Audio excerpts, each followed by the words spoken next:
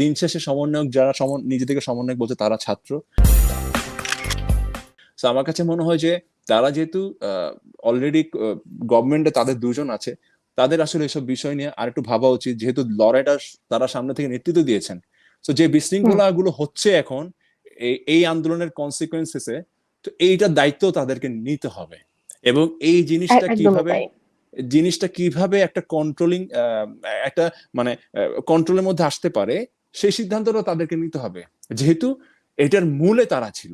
ওকে, আমি বলছি রাইট। আমরা একটা পজিটিভিটির মধ্যে যাওয়া উচিত। দিন শেষে এত এত স্টুডেন্ট মারা গেছে, এত এত সাধারণ মানুষ মারা গেছে, এরপরে যদি আমরা আসলে দিন শেষে সেই সুন্দর বাংলাদেশ না পাই, তাহলে আমরা কখনো বলতে পারবো না যে 5ই আগস্ট আমরা নতুন ভাবে স্বাধীন হয়েছি।